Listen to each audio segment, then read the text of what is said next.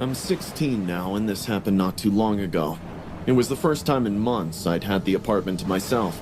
My parents had left that evening to go visit my grandma, who wasn't doing well across town.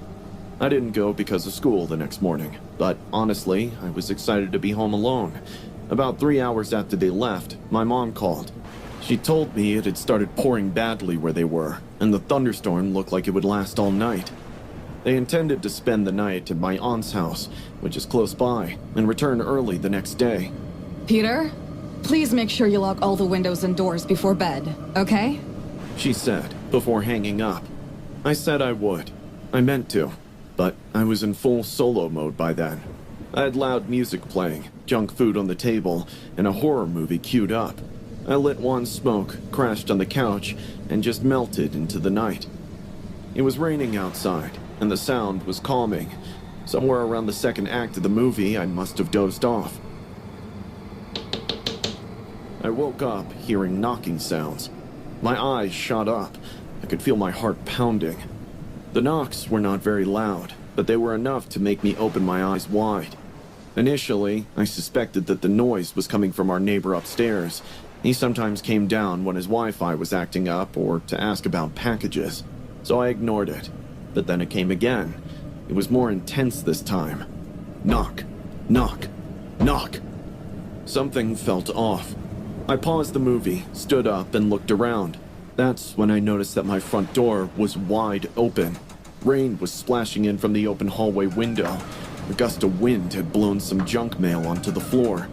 My heart sank. I knew I forgot to lock it. I quickly rushed over and slammed it shut, locking the deadbolt immediately.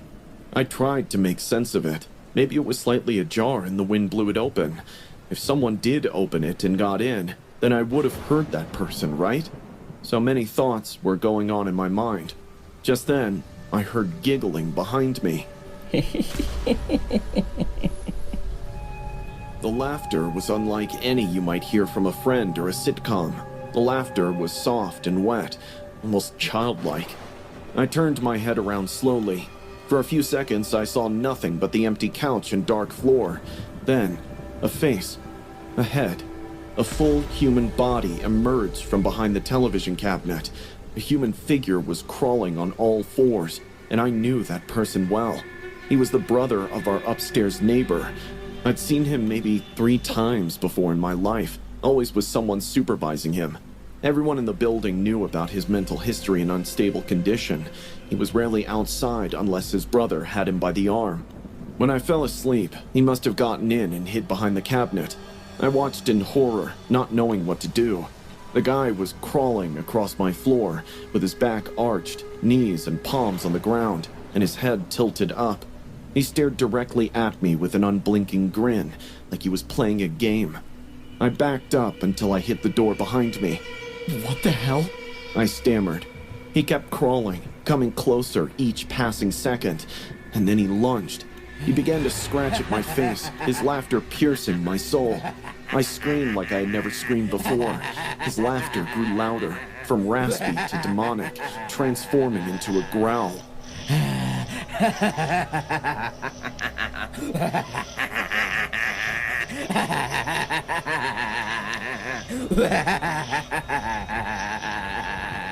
His fingernails scraped down the side of my face and neck. After a lot of struggle, I managed to kick him off.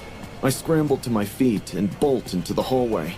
Right there, in the stairwell, I bumped into his brother, our neighbor. He had fear and panic all over his face. Seeing me panting, he understood what must have happened. He rushed into my apartment and came out grabbing his brother, who was still laughing like a psycho. He kept pulling his brother back while apologizing over and over. The guy was still trying to come at me. I was standing there, blood on my cheek, completely in shock.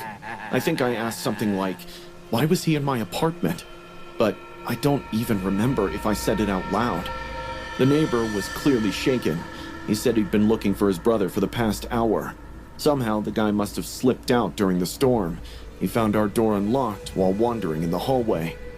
I didn't press charges. I told my parents not to call the cops when they rushed back. He had no idea what he was doing. The situation was frightening, but it did not involve any evil intentions. However, his brother and their entire family left the building after that. The landlord must have told the family that the brother couldn't stay there.